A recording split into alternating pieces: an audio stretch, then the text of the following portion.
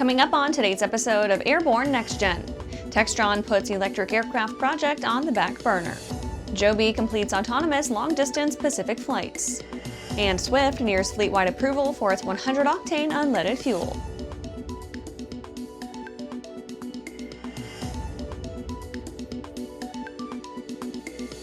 And I'm your host, Holland Lee. Welcome to the Aero-News Network's Airborne-NextGen program, a weekly news program covering the next generation of flight, from electric power to vertical lift, uncrewed vehicles, and everything in between. Let's get into today's stories. Textron puts electric aircraft project on the back burner. Textron eAviation is putting the development of its Nexus electric vertical takeoff and landing aircraft on hold, meaning its first flight is no longer part of the 2025 agenda. The manufacturer claims that its current aircraft lineup takes priority over the Wichita-based eVTOL project. The Nexus, a 4-passenger single-pilot design designed to serve short urban routes, was slated for tethered flight testing this year.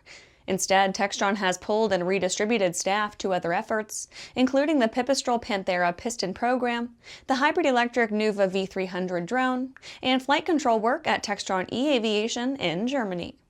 The pause is an unfortunate turn for Wichita, which Textron itself once labeled a next-gen aviation hub.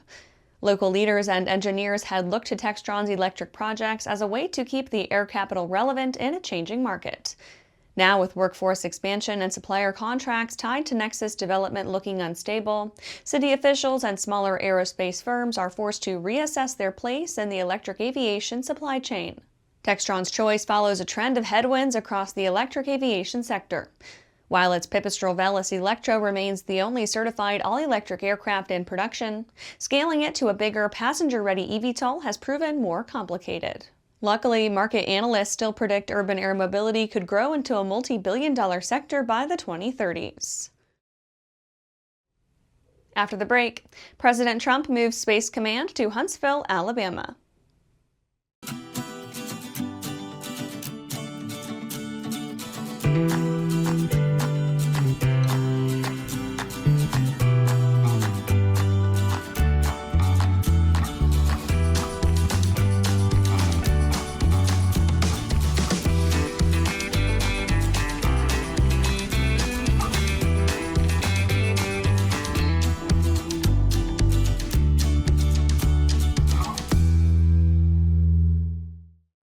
Welcome back.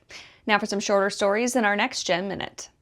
President Trump moves Space Command to Huntsville, Alabama. President Donald Trump announced that the U.S. Space Command will relocate from Colorado to Huntsville, Alabama. The city has a long and rich history going back to the 1950s and has been a major hub for space and defense companies. President Trump made the announcement in a press conference in the Oval Office. Quote, "I'm thrilled to report that the U.S. Space Command headquarters will move to the beautiful locale of a place called Huntsville, Alabama, forever to be known from this point forward as Rocket City." End quote. Alpine Eagle counter-drone Sentinel tech trials successful. Alpine Eagle, a startup based in Munich, Germany, announced the successful completion of field trials of its Sentinel air-to-air counter-UAS system, operationally deployed with the armed forces of Ukraine. The trials were a significant advancement in defense technology for European nations, with Ukraine serving as the testing ground for autonomous systems. The trials offer actionable operational feedback quickly, within weeks rather than months or years. The trials also determined how AI can shape defenses while also being scalable. Duffy names Amit Kshatriya number 2 at NASA. Sean Duffy, acting administrator of NASA, named Amit Kshatriya as its new associate administrator.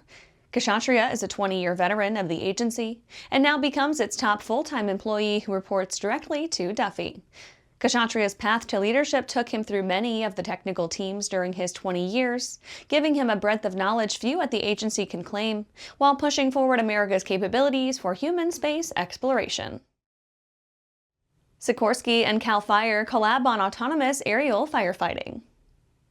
Sikorsky and the California Department of Forestry and Fire Protection, or CAL FIRE, recently announced a 5-year collaborative effort to expand research, innovation, and operational capabilities for aerial firefighting resources.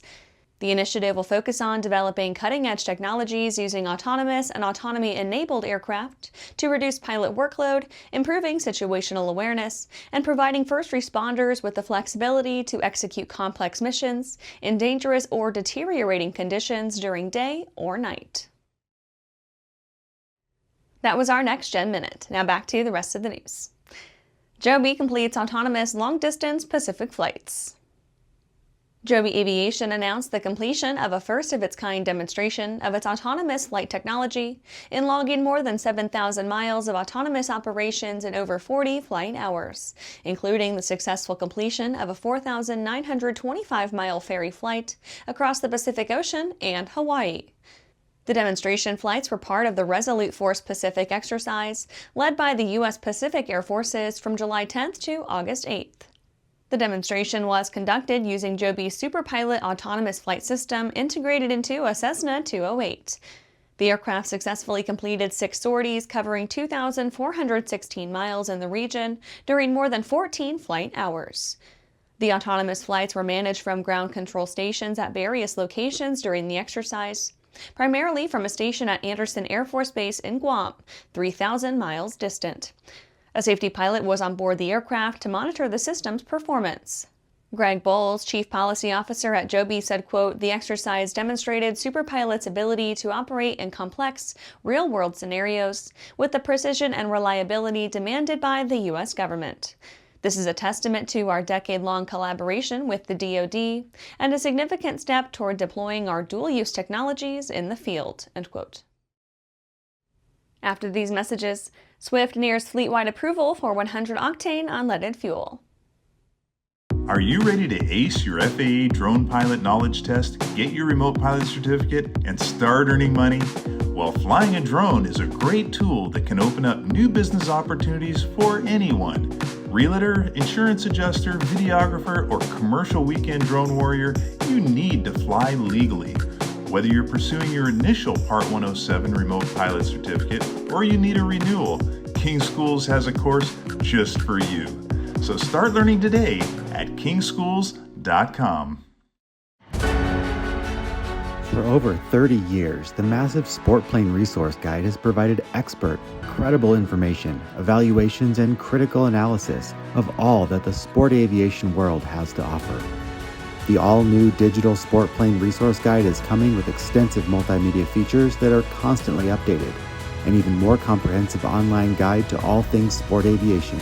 Available soon. www.sportplane.com.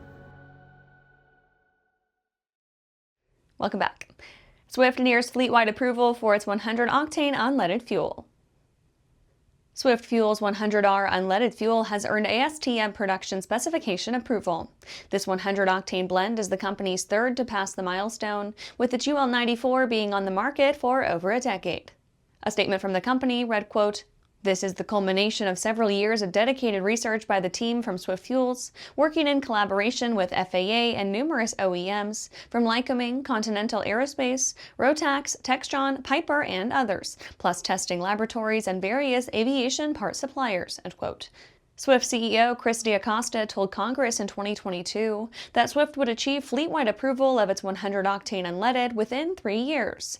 While that timeline may not be completely met, ASTM approval gives regulators the data they need to expand the approved model list and open the door for certification in thousands of piston aircraft. The FAA has already granted an STC for Cessna 172R and S models with Lycoming IO360 engines, and Swift is promising broader approvals within 3 to 5 years. The ASTM milestone also makes Swift a closer competitor with General Aviation Modifications, Inc., whose G100UL fuel has earned an FAA-wide STC, but has yet to reach ASTM or PAFI review. General aviation manufacturers have been reluctant to endorse G100UL, citing concerns over leaks, staining, and compatibility with older fuel systems. A California judge also recently rejected an effort to mandate its exclusive use.